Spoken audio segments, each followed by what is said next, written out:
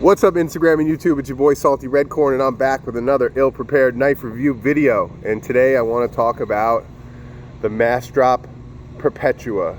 All right, this is a very cool offering from Massdrop. If you haven't heard of Massdrop, they do a lot of different drops. They collab with different designers, and they do everything from computer parts like keyboards and earphones to flashlights and knives. So they're very versed, and they do a lot of different stuff, which I think is neat, right? They're also, you know, they work with Amazon. Their store is on Amazon. You can go check them out and see what they have to offer. This knife is definitely sold out by now, but it's a very cool USA made blade, and let's talk about it a little bit. So the blade steel is Nitro V.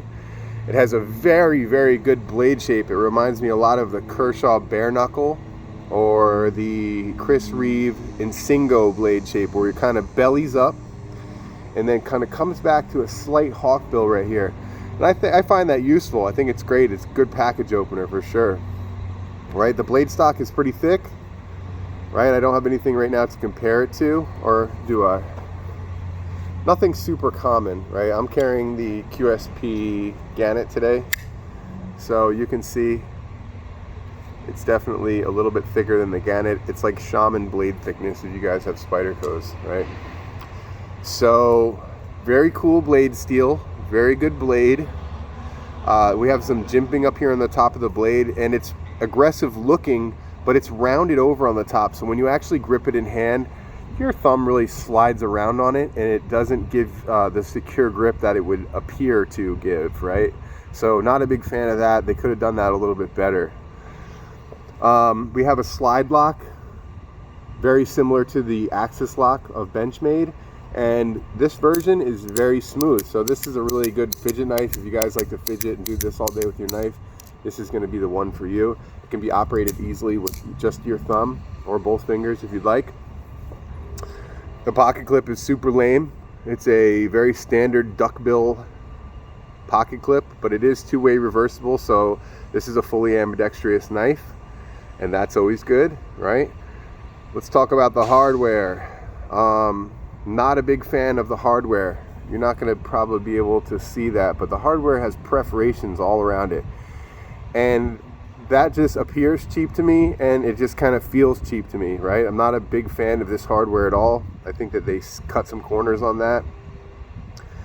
The G10, although it feels good and it's pretty thick, I think maybe it's just a mental thing, but I feel like this color just comes off as cheap to me, which isn't a big deal. You could dye it, you could have custom scales made, not the end of the world, but it just appears to be, you know, kind of cheap to me. And that's not the biggest deal also, because the knife comes in around $100 new, so, you know, also it's, you know, for the price point, it's fine. We have really nice standoffs. I like the big thick boy standoffs. Those are really cool. Very nice. Also, the liners are very thick and robust, which I can really appreciate. This is definitely a robust knife. And, you know, overall, I think it's cool that it's made in the United States. And I think that that's a great thing. We know we like those. But overall, very cool blade shape. Very, let's talk about the Ergos. So they force you into one position, and the one position that they force you into is very, very good. If the jimping on the top of the blade was just a little bit better, your hand would feel a lot more secure. But like I said, this thing, your finger will slide all over this, so it's not really done well. I mean, their intention was good, but they've rounded the tops of it over, so it just doesn't work well, right? The thumb stud action is really good. You can obviously reverse flick it very easily. I think the overall size of this knife is nice.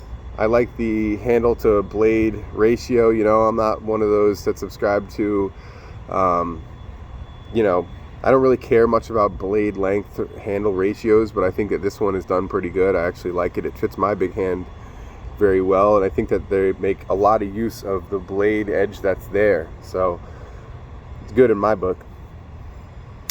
And you can pick this knife up for about $100, probably less on the secondary. I don't think these are available new anymore, since it was a Massdrop thing. They're usually limited quantities, right? So Massdrop Perpetua, go check it out. All right, Let's talk about what I have in my pockets today. I showed you before I'm carrying the QSP Gannett. This was gifted to me by Timbo. Very nice knife. I absolutely love this thing. Also carrying the Victorinox Tinker, and I've already used a screwdriver today. I got cheap Walmart sunglasses on, carrying the 605, and I'm driving my Civic today, right? I want to give a big shout out to Highwinds EDC. I'm going to do my best to link his YouTube channel in the description. He just started a YouTube channel. He's got a really unique perspective on EDC, which I can appreciate. It's not your typical EDC channel, and I think he's going in a really cool direction. So definitely go check him out. Give him a sub if you like it. Go follow him on Instagram at Highwinds EDC. And yeah, man, if you guys like this kind of video, smash the like button, hit the subscribe button. Tell your boy Salty Redcorn what do you want to see. And I love you guys, man. Have a really good day. Peace.